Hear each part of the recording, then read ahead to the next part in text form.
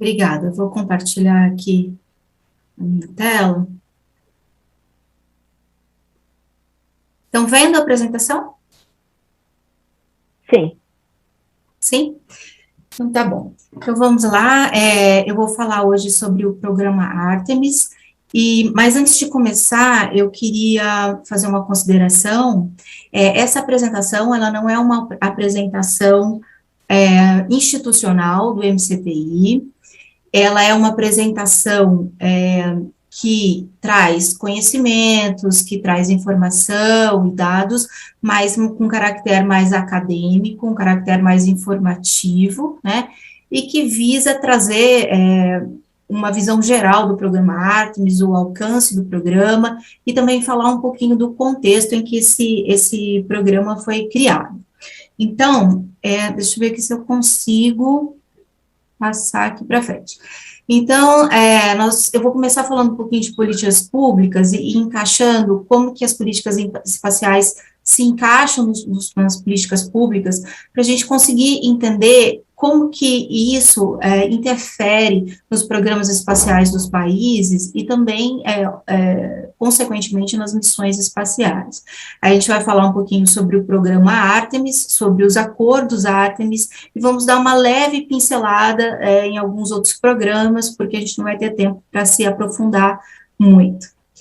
Então, começando com políticas públicas, é importante a gente falar sobre isso, porque as políticas públicas, né, elas vão determinar o que um governo vai escolher fazer ou não. E as políticas espaciais, a área espacial, na verdade, está encaixada nesse rol de políticas públicas que o governo pode escolher incentivar ou dar mais ênfase ou não, né? Então, as políticas espaciais, de acordo com os governos, elas vão sofrer algumas modificações. Nós vamos falar um pouquinho do histórico dessas políticas espaciais no contexto dos Estados Unidos, porque é o contexto onde surgiu o programa Artemis, para a gente entender um pouco por que em determinados momentos a gente tem programas espaciais que incentivam a voos tripulados, por exemplo, e em outros momentos a gente tem programas espaciais que não incentivam voos tripulados, incentivam missões robóticas. Então, tudo isso vai de acordo com a política espacial do momento, né?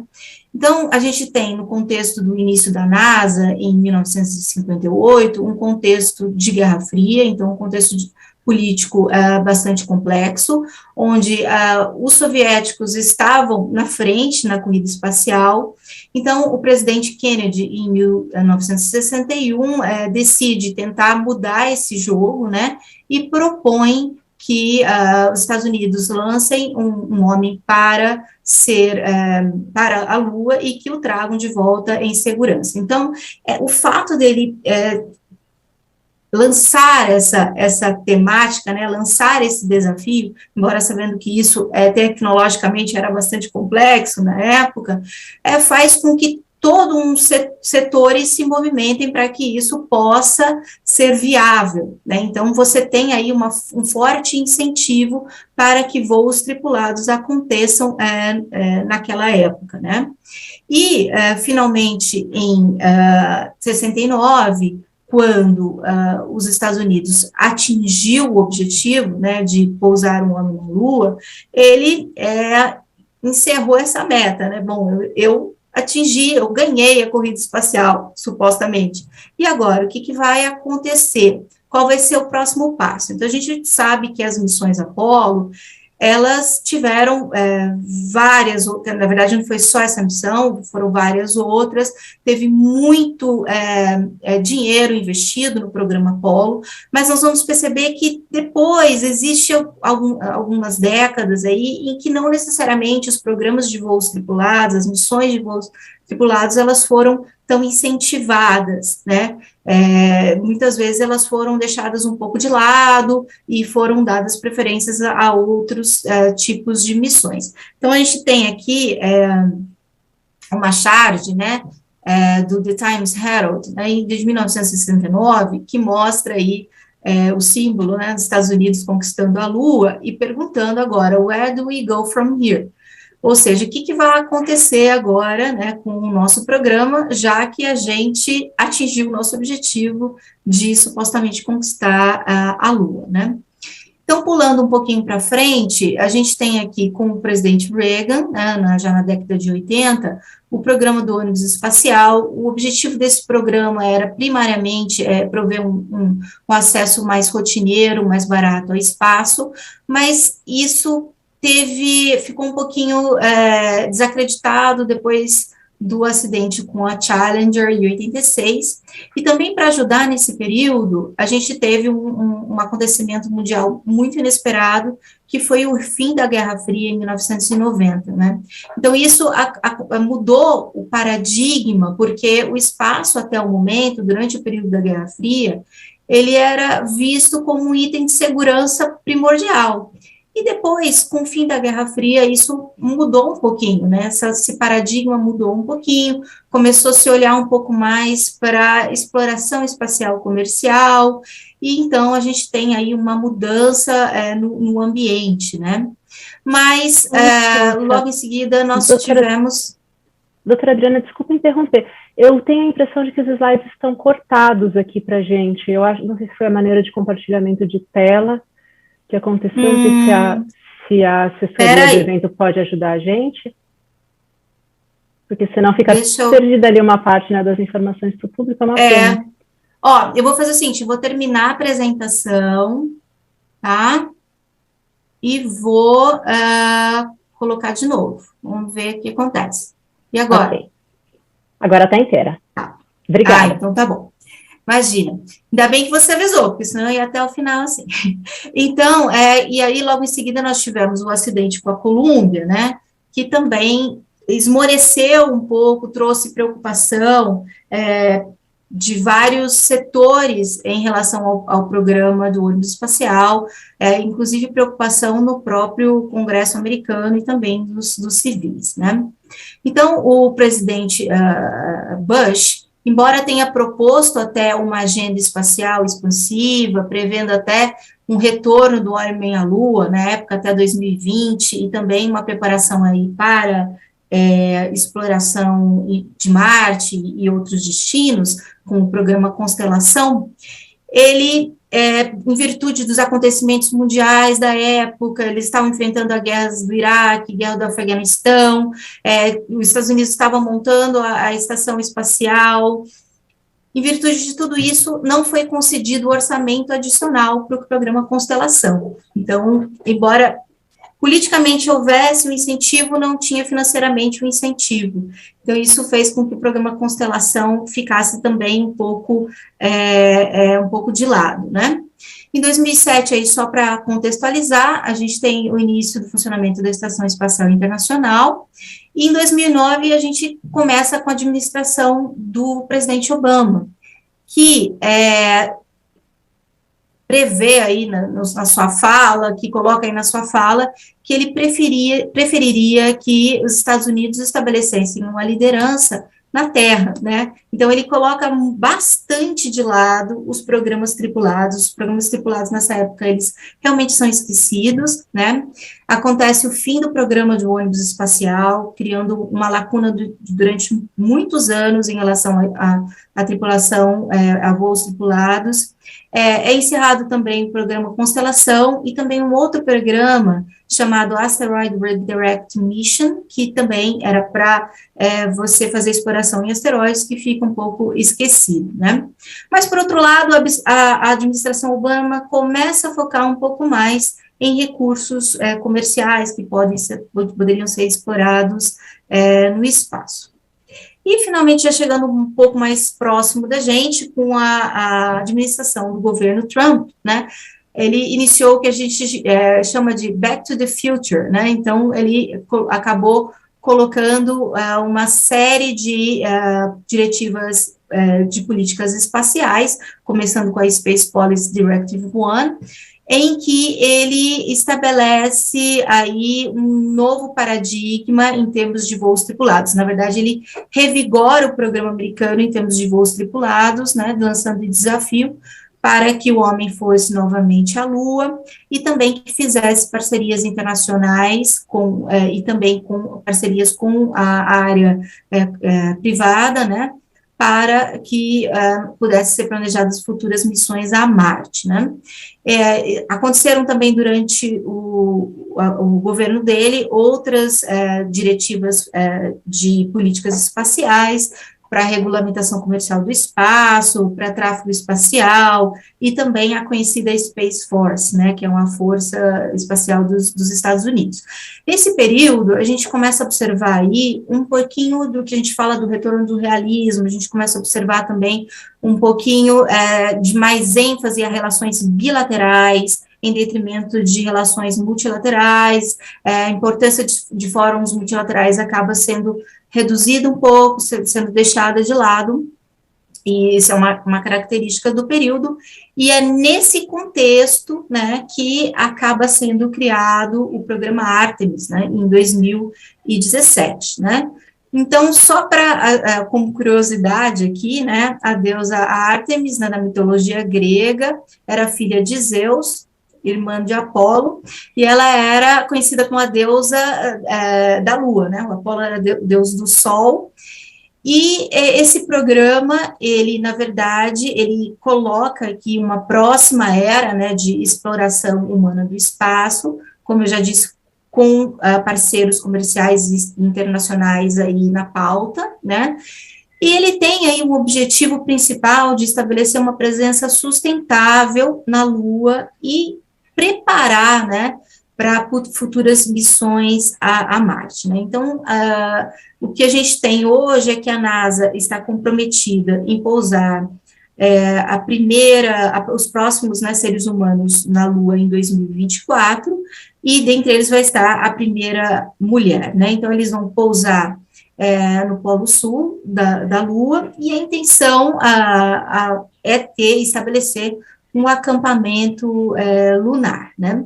A gente tem uma figura aqui que ilustra um pouquinho mais sobre o programa Artemis, então você tem toda a infraestrutura na Terra necessária para o programa Artemis. Ele foca inicialmente para as missões à Lua, com o objetivo de aprender, né, aprender como seres humanos podem sobreviver em outro planeta, ou satélite, ou, enfim, em outro corpo celeste que não a Terra, porque, embora o homem tenha ido várias vezes à Lua, se a gente for ver a quantidade de horas que os seres humanos permanecerem na Lua, é muito pouco. Então, a gente precisa realmente entender o que acontece se nós ficarmos muito tempo fora da Terra. E também a gente precisa aprender como fazer para usar os recursos locais, né, para que a gente possa extrair os recursos que a gente precisa para sobreviver. Então, por exemplo, água, oxigênio, enfim, outras coisas. E com o objetivo aí, então, do programa Artemis, de aprender tudo isso para aplicar em missões um pouco mais extensas, maiores, que seria necessário, por exemplo, para você atingir Marte. Então, muitos perguntam, né, por que retornar à Lua? A NASA já foi tantas vezes à Lua, para que voltar à Lua? Então, a NASA se justifica, né, dizendo que eles querem continuar com pesquisas científicas na Lua, porque eles têm coisas para descobrir na Lua. Eles veem também uma oportunidade econômica, né, no fato de você ter novas missões à Lua, e eles querem inspirar uma nova geração de exploradores. Obviamente, tudo isso tentando garantir a soberania americana na exploração espacial, mas com um diferencial dentro do programa Artemis, que é realmente o convite para a participação internacional dentro do programa. Então, o programa Artemis, ele vai, na verdade, servir aí como um incubador de novas tecnologias e como realmente um aprendizado para que a gente possa aprender, ter conhecimento suficiente de como viver um período maior fora da Terra, né? E, inicialmente, o programa Artemis, ele propõe aí vários estágios, eu vou falar um pouquinho sobre eles daqui a pouquinho, mas a ideia principal é você ter um acampamento lunar, você ter também o que eles chamam de Gateway, né, que é um portal que vai orbitar a Lua, uma mini estação espacial que vai orbitar a Lua, e a NASA acredita que esses elementos, eles vão permitir que tanto astronautas como robôs, eles tenham mais condições de explorar mais, por mais tempo e mais vezes a superfície da Lua, né? Além disso, e aí os astronautas, eles vão ser lançados ao espaço por um foguete chamado Space Launch System, e vão seguir a bordo da espaçonave Orion. Vão atracar no Gateway, do Gateway vão pegar uma outra espaçonave em direção à Lua. Essa questão do Gateway, é importante frisar que ela é bem controversa, existem cientistas que defendem que o Gateway exista, outros cientistas dizem que o Gateway é desnecessário, mas o que importa é que talvez o Gateway não fique pronto até 2024, e então talvez a missão para a Lua, com as pessoas, né, com os astronautas, siga direto para a Lua e não atraque no Gateway. Mas isso são cenas dos próximos capítulos que a gente vai ter que aguardar aí para ver como acontece. Bom, aqui só para ilustrar para vocês, tem um desenho ilustrativo aqui de como que vai ser a infraestrutura do programa. Você tem a espaçonave Orion, o foguete, né, a infraestrutura de solo do programa, uma foto aqui ilustrativa do Gateway, do lander, né, que vai levar os astronautas até a Lua, e do acampamento base. Bom, então, como eu falei antes, o programa Artemis, eles têm duas fases, né? A primeira fase, elas tem 3 missões. A missão Artemis 1, que está prevista para janeiro de 2022, é um voo não tripulado, e ele vai testar tanto o foguete quanto a espaçonave Orion funcionando juntas. Em seguida, nós vamos ter a missão Artemis 2, que vai ser uma missão tripulada, mas ela não vai pousar na Lua, vai apenas orbitar a Lua. E a missão Artemis 3, que vai efetivamente levar a nova tripulação à Lua, prevista em 2024. Essa data de 2024 também é uma data interessante, porque inicialmente isso era para acontecer em 2028, mas aí 2024 seria o último ano de governo do segundo mandato do presidente Trump, então, politicamente, era uma data bem interessante, então isso foi adiantado em 4 anos, então a gente tem que aguardar ainda para ver se, tecnicamente, isso vai ser possível, né, acredito que a NASA está trabalhando para isso, mas a gente vai ter que aguardar aí para ver se isso realmente vai acontecer em 2024. E terminado isso, o programa Artemis, ele entra numa segunda fase, que aí já seriam as missões um pouco mais longas, objetivando aí futuramente uma missão a Marte.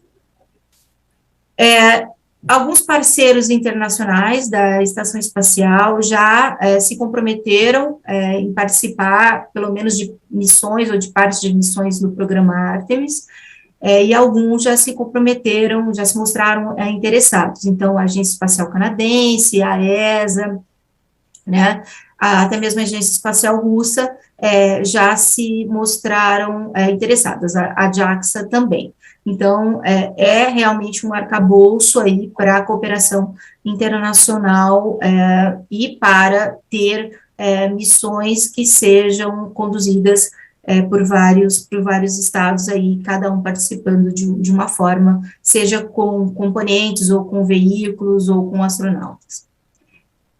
Bom, agora falando um pouquinho do programa Artemis e dos acordos Artemis. Então, dentro do programa Artemis, a gente tem o que a gente chama os acordos Artemis.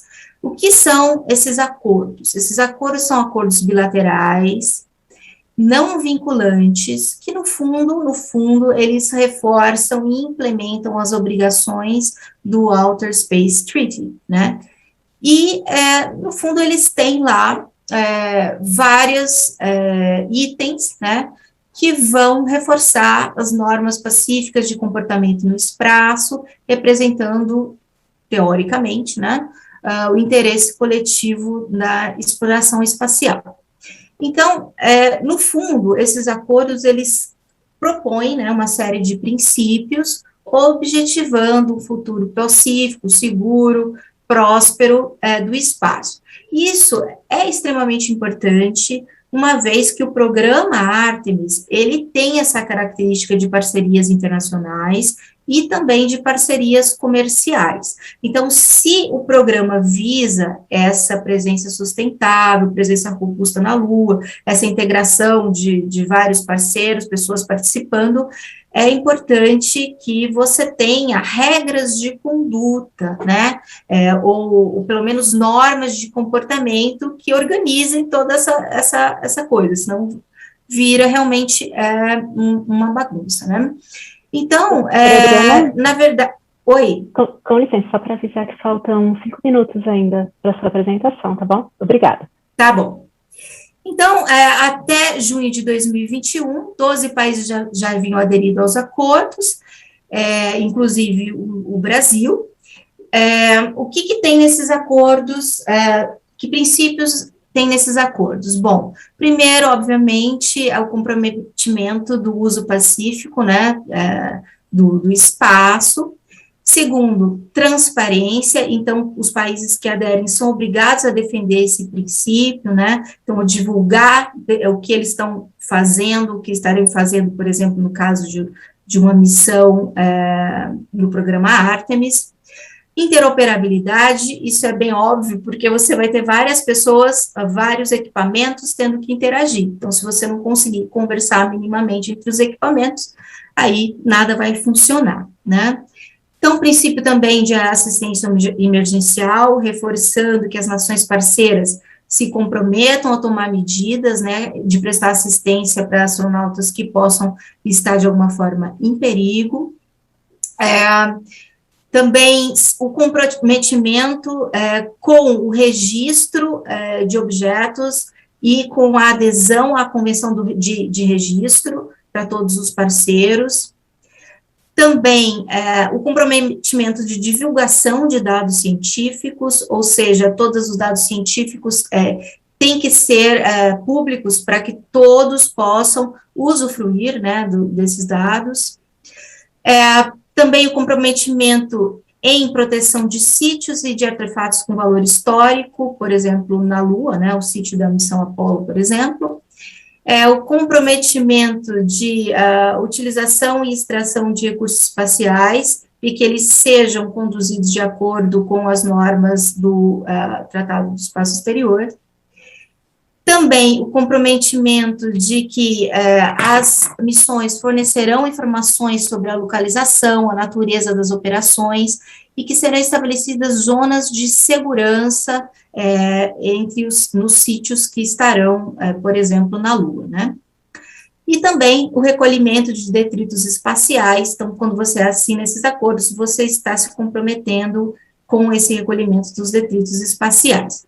É claro que esses acordos têm uma série de pontos de discussão, existem vários itens em que alguns membros da academia e outros membros, eles discordam, então muitos enxergam esses acordos como uma forma americana de interpretação do Tratado do Espaço Exterior, uma forma dos Estados Unidos tentar colocar uma emergência de normas de costume e bypassar um pouco os mecanismos multilaterais das Nações Unidas, né?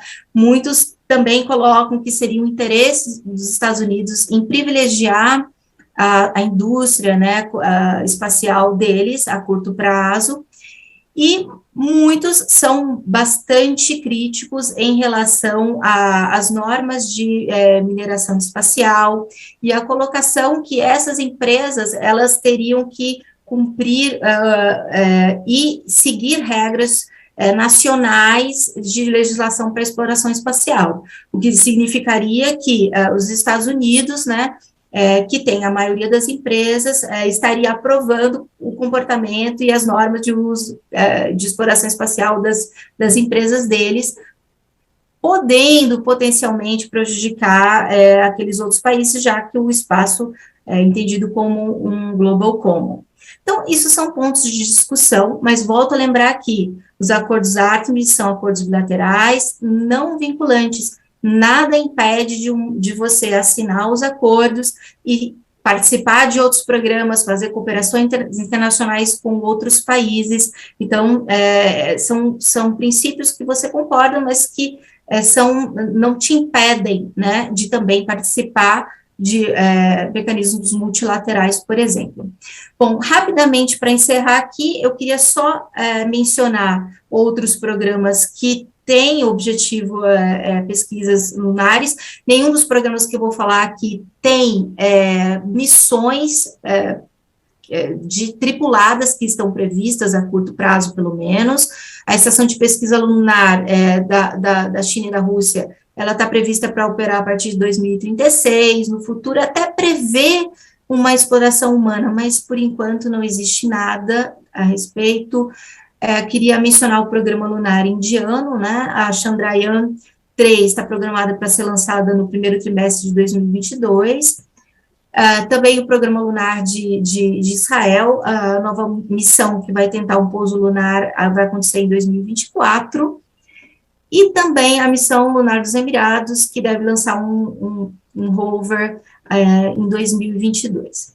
Então, com isso, eu encerro aqui a fala, né, e lembrando que o objetivo foi dar uma pincelada sobre o programa Artemis e também os acordos, e apenas mencionar que existem outros programas também direcionados à Lua, mas que nenhum tem missões tripuladas de curto prazo, somente o programa Artemis tem esse objetivo. Gostaria de enfatizar também que todas as informações e dados que eu apresentei aqui, elas constam aqui das referências bibliográficas, também as figuras e as fotos da apresentação. Então, agradeço a todos vocês pela atenção e fico disponível depois para as perguntas.